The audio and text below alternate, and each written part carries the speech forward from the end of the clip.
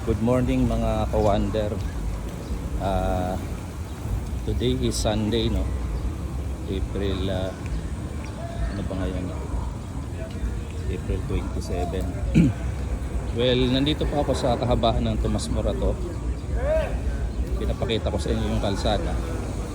Yan yung itsura niya, no? So mapapansin nyo guys, wala naman siyang mga lubak, no?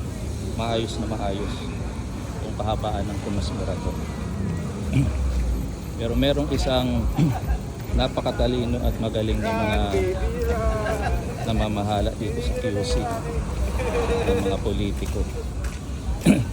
Na yung pinakita ko sa inyo napakagandang kalsada magmula dito sa Scout Lascano, ganyan na yung ginawa nila.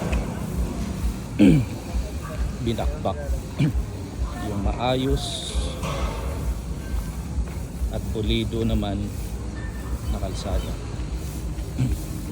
So sa tingin nyo, bakit kaya ito binakbak? No? Maayos naman. Okay, so comment po kayo dyan sa chat box kung ano yung dahilan kung bakit ito ay binabakbak, no? So siguro common sense na lang, no? Mga ka-wonder, common sense na lang kung bakit ito binakbak at ginawang proyekto ngayong malapit ang eleksyon. Tama ba yung obserbasyon ko? Comment na kayo dyan. Parehas tayo ng obserbasyon. Okay, so ganyan po. Yung mula doon sa Scout Lascano papunta doon sa may Timog, babakbakin pa yun. So itong kahabaan ng Tomas Morato, magmula dyan sa Chino Roses hanggang doon sa may Irod, bakbak na po yun, no? So kayo pong mga nasa QC, ito nyo pong puntahan to, no? Kung malapit lang naman kayo sa Tomas Morato, pwede nyo tingnan para kayo na mismo yung humusga, no? So grabe, ano? Hindi ko alam kung ginagawa tayong bobo at tanga ng mga namamahala sa QC, kung sino mang politiko, congressman, konsehal o mayor, yung nag-isip na bakbakin ito, sirain, okay, at tapalan ulit ng espalto. Okay, so maniwala kayo sa hindi after 2 to 3 years, pag malapit na naman ang eleksyon, itong tinapala nila ngayong 2025, okay, panoorin nyo ulit itong video ko sa malamang, okay, ito ulit ay sisirain. So ako po ay malapit na dito sa Roses para ipakita ko sa inyo ang isang classic din na example ng ganitong proyekto, no, ng ating mga magagaling at matatalinong mga namamahala sa QC. Okay, so ito, okay, tingnan itong kanto ng Roses. Kung kayo po ay madalas dumadaan dito, ito po dati, okay, kung makikita nyo, espalto na yung nakapatong dyan. Okay, dati po ay semento yan. Okay, napakagandang pagkakasemento niyan. Yan, oh, doon. Pero anong ginawa? Okay, pagkatapos to semento, ito makikita mo, oh, ganyan yan. Pagkatapos sementohin, tinapalan niya ng espalto. So hindi ko rin maintindihan bakit napakaganda yung pagkakasemento, tinapalan din ng espalto. Okay, so ganyan na naging itsura. So mga ka-wonder, hindi ko alam kung anong klaseng pag-isip meron yung mga namamahala. Okay, so ayan. So guys, kayo na po yung mag-isip. Okay, this is just a waste of taxpayers money here in Quezon City. Ayan, no? Waste of taxpayers money. na pagkatapos sementohin ng maayos, ngayon ay babakbakin, papatulan ng espalto, at makaraan ilang taon, babakbakin na naman yun. Guys, so itong darating na eleksyon, piliin nyo naman yung matitino, yung walang bahid ng korupsyon, no? Sabi nga ni Winnie Monsod, di Prof. Winnie Monsod, kagabi napanood ko siya, no? Ini-interview ni Rico Izon.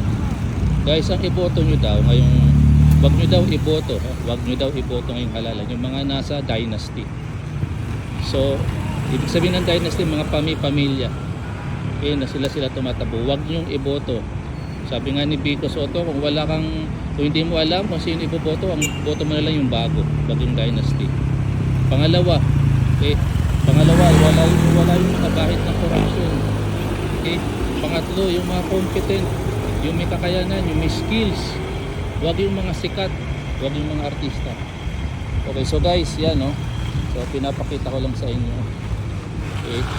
So this is just a waste of taxpayers money. Alright, so hanggang dito na lang po ako, no? So comment kayo dyan sa chat box, no? Pwede nyo itong i-re-upload, i-re-share, okay? Para mapanood ng mga nasa QC. Maraming salamat po mga ka-wonder sa susunod muli na ating video. Bye-bye po. God bless. Ayan mga ka-wonder, oh. So hindi ko talaga matiis na hindi ito video kan. Okay. Napakagandang maayos na kalsada. Pero binakbak ng ating mga magagaling na mga namamahala dyan sa QC. Okay? Grabe ano? So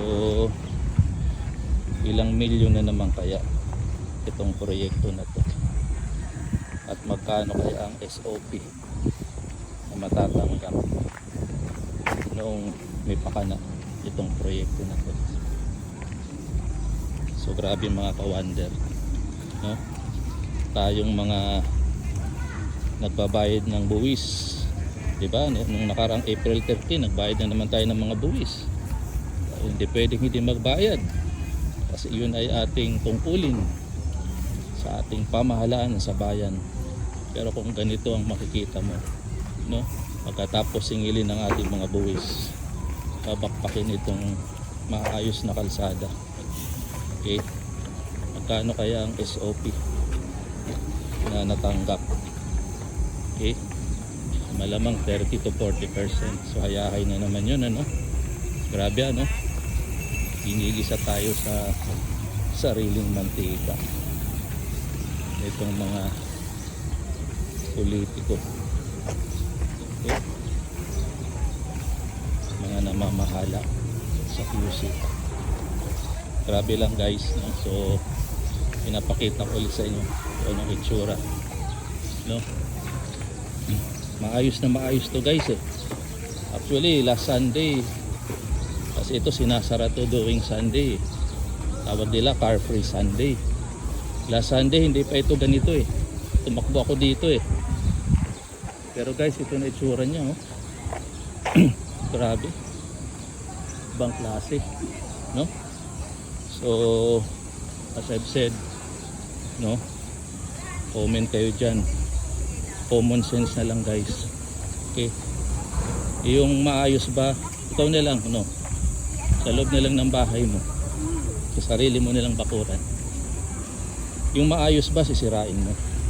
Sabi nga, if it ain't broken, don't fix it, diba?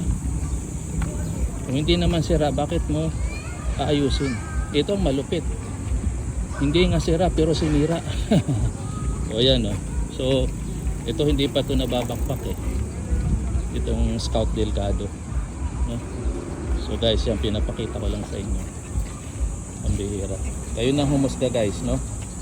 So I leave it up to you. Comment kayo dyan, i-share nyo itong video na to para mapanood kung sino man may pakanan itong project na to dito sa may kahabaan ng Tomas Morato sa Quezon City. Okay, so dyan na lang po, pagtatapos na ang aking pag-video. Sige po ka-wonder, like and subscribe po kayo para po marami pa akong video na i-upload. Salamat po.